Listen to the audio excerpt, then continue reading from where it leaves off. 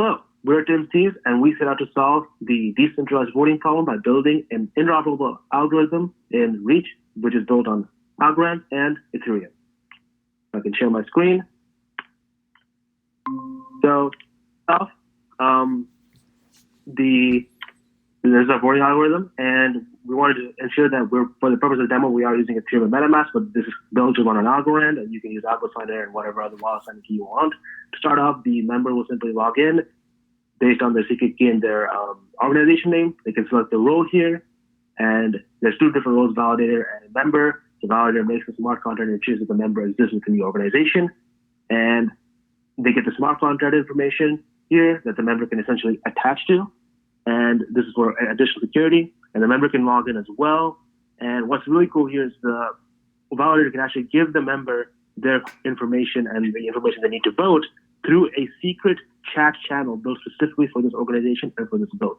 So both the member and the validator have access to this, as you see right there. And this is from the member's side of things.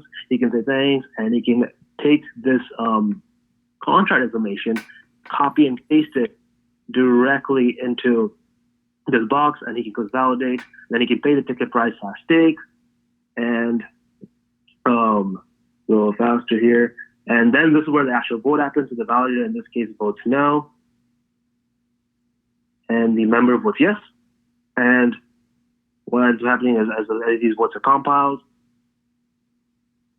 and a lot of stuff from MetaMask, there's a compilation, and this is what happens. No consistent reason. The quantum computer actually on the back end makes the decision that Alice should use P5 algo, which was the proposition that was being put on the ballot if you choose to vote again, if they want over 50% consensus within their organization. And this is so the organization itself has a choice on whether they want to use the quantum results or not. After a few more compilations, a few more iterations, and yeah, now the results that the both voted no was that Alice does not get P5 algo, and they can actually get an NFT by clicking on that, and that's going to be the NFT that they have for participating in a voting process that actually reached majority consensus. And to do this, the member will simply have to give the validator his or her Ethereum address.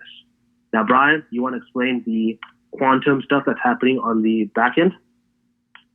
Yeah, thanks, Archie. So I can talk about the quantum computing integration.